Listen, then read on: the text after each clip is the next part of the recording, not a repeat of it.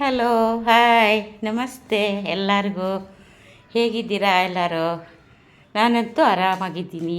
ನಾನೊಂದು ಬಸಳೆ ಸೊಪ್ಪು ಸಾರು ನಾವು ಕುಂದಾಪುರದ ಕಡೆ ಮಾಡೋದು ತೋರಿಸ್ತಾ ಇದ್ದೀನಿ ನೋಡಿ. ರೆಸಿಪಿ ಏನೇನು ಬೇಕಂತ ಇಲ್ಲಿ ಇಟ್ಟಿದ್ದೀನಿ ನೋಡಿ.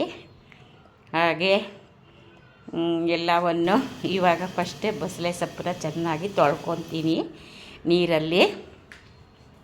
ತುಂಬ ಚೆನ್ನಾಗಿದೆ, ಎಳೆದಿತ್ತು ಇದು. ದಂಟು ಸ್ವಲ್ಪ ದಪ್ಪ ಇಲ್ಲ. ಒಂದಿನ ನಾನು ಪಲ್ಯ ಮಾಡಿ ತೋರಿಸಿದ್ದೆ. ಇವತ್ತನ್ನು ನಾನು ಈಗ ಸಾಂಬಾರು ಹೇಗೆ ಮಾಡ್ತಾರೆ ಅಂತ ಎಲ್ಲ ಕೇಳ್ತಾರೆ. ಹಾಗಾಗಿ ನಾನೀಗ ಇದನ್ನು ಸಾಂಬಾರು ಮಾಡಿ ತೋರಿಸ್ತಾ ಇದ್ದೀನಿ ನೋಡಿ. ತುಂಬ ಚೆನ್ನಾಗಿದೆ ಇದು. ತುಂಬ ಹೆಲ್ತಿ, ತುಂಬ ಒಳ್ಳೆಯದು. ಬಾಯಿ ಹುಣ್ಣು, ಹೊಟ್ಟೆ ಹುಣ್ಣಿಗೆಲ್ಲ ಹೋಗಿ ಬರುತ್ತೆ ಅಂತ ನಾನು ಹೇಳಿದ್ದೆ. ಆದರೆ ಒಬ್ಬೊಬ್ಬರು ಮಾಡೋಕ್ಕೆ ಗೊತ್ತಿಲ್ಲ ಅಂತಾರೆ. ನಾವು ಮಾತ್ರ ನಮ್ಮೂರಲ್ಲಿ ಒಂದೊಂದು ಚಪ್ರ ಹಾಕಿ ಬೆಳ್ಕೊತೀವಿ. ನಮಗೆ ಬಸಳೆ ಸೊಪ್ಪು ಇದ್ದರೆ ಮತ್ತೇನು ಬೇಡ. ಎಲ್ಲ ಹಚ್ಚಿ ಲೈಕ್ ಮಾಡಿ ತೊಳೆದಿಟ್ಕೊಂಡು ಇದಕ್ಕೆ ನಾನು ಸ್ವಲ್ಪ ಕುಕ್ಕರ್ಗೆ ಹಾಕ್ಬಿಡ್ತೀನಿ. 1-2-3 ಸೀಟಿ ಹಾಕ್ತೀನಿ ಕುಕ್ಕರ್ಗೆ. ಇದು ಮೊಳಕೆ ಕಾಳಿತ್ತು, ಹೆಸರು ಕಾಳು ಮೊಳಕೆದು. ಒಬ್ಬೊಬ್ರು ಏನು ಮಾಡ್ತಾರೆ, ಬೇಳೆ ಹಾಕ್ತಾರೆ. ನಂಗೆ ಬೇಳೆನೂ ಹಾಕ್ತೀನಿ. ಆದರೆ ಇವತ್ತೇನು ಮಾಡ್ತೀನಿ ಅಂದರೆ ಇದು ಮೊಳಕೆ ಹೆಸರು ಕಾಳು ಹಾಕಿದರೆ ತುಂಬ ಚೆನ್ನಾಗಿರುತ್ತೆ. ನಾನು 1-2 ಸರ್ತಿ ಮಾಡಿ ನೋಡಿದ್ದೀನಿ. ಈ ಬಸಳೆ ಸೊಪ್ಪೆಲ್ಲ ತೊಳೆದು ನೀಟಾಗಿ ಹಾಕಿದ್ದೀನಿ. ಹಾಗೆ ಹಚ್ಚಿದ ಈರುಳ್ಳಿ, 1-2 ಈರುಳ್ಳಿ ಬೇಕಾಗುತ್ತೆ ಇದಕ್ಕೆ. 2 ಈರುಳ್ಳಿ ತೊಗೊಂಡಿದ್ದೀನಿ. ಒಂದು ದಪ್ಪ ಈರುಳ್ಳಿ, ಒಂದು ಚಿಕ್ಕ ಈರುಳ್ಳಿ. ಅದಕ್ಕೆ 1 ಈರುಳ್ಳಿ ಹಚ್ಚಕ್ಕೆ ಇದು ಬೇಯಿಸ್ಲಿಕ್ಕೆ ಹಾಕಿದ್ದೀನಿ.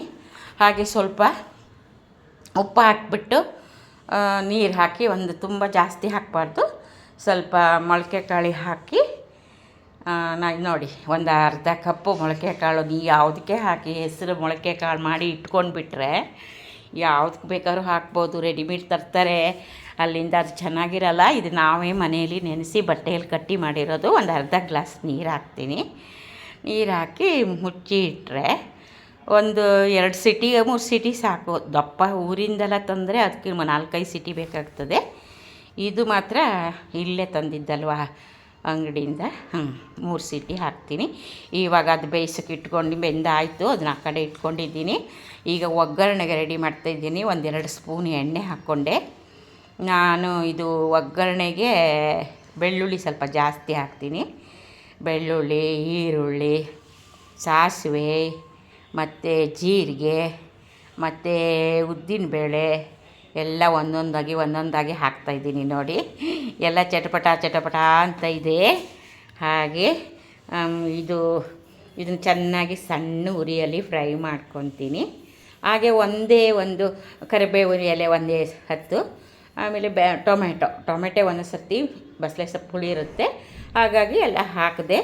ಹಾಗೆ ಮಸಾಲ ರುಬ್ಬಿ ಇಟ್ಕೊಂಡಿದ್ದೀನಲ್ಲ, ಆ ಮಸಾಲ ಈಗ ಹಾಕ್ತಾಯಿದ್ದೀನಿ.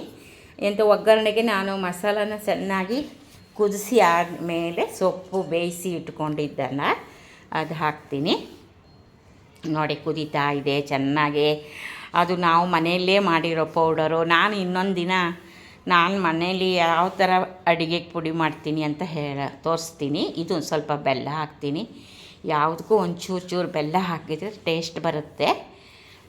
ಇವಾಗ ಒಂದಿನ ರಸಂ ಪುಡಿ ಮಾಡೋದು ತೋರಿಸ್ತೀನಿ, ನಮ್ಮ ಕಡೆ ಉಡುಪಿ ಕಡೆದು.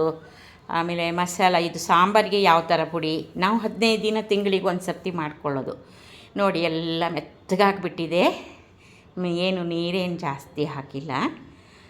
ಹಾಕಿದರೂ ಇದಕ್ಕೆ ಹಾಕ್ಬೋದು. ಪಲ್ಯ ಮಾಡೋದಾದರೆ ತುಂಬ ಕಮ್ಮಿ ಬೇಕು. ಇದು ಸಾಂಬಾರಲ್ವಾ, ಅದಕ್ಕೆ ಸ್ವಲ್ಪ ಉಳಿದಿದ್ದ ನೀರು ಎಲ್ಲ ಅದಕ್ಕೆ ಹಾಕಿಬಿಟ್ಟು ಚೆನ್ನಾಗಿ ಕುದಿಸ್ಬಿಟ್ರೆ ಬಸಳೆ ಸೊಪ್ಪಿನ ಸಾರು ಮಾಡೋಕ್ಕೆ ಮುದ್ದೆಗೂ ಚೆನ್ನಾಗಿರುತ್ತೆ, ಚಪಾತಿ ಜೊತೆನೂ ಚೆನ್ನಾಗಿರುತ್ತೆ, ವೈಟ್ ರೈಸ್ ಚೆನ್ನಾಗಿರುತ್ತೆ. ನೀವು ಮಾಡಿ ನೋಡಿ. ನಿಮಗಿಷ್ಟ ಆದರೆ ಕಮೆಂಟ್ಸ್ ಹಾಕಿ, ಹೇಗಾಯಿತು, ನಿಮ್ಮ ರೆಸಿಪಿ ಚೆನ್ನಾಗಿದೆಯಾ ಇಲ್ವಾ ಅಂತ ಒಂದು ಕಮೆಂಟ್ಸ್ ಹಾಕಿ.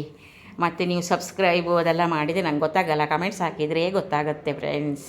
ನೋಡಿ, ಆಯಿತು, ಮುಗೀತು. ಎಮ್ಮಿ ಬಸಳೆ ಸೊಪ್ಪು ಸಾರು ತಿಂದು ನೋಡಬೇಕು.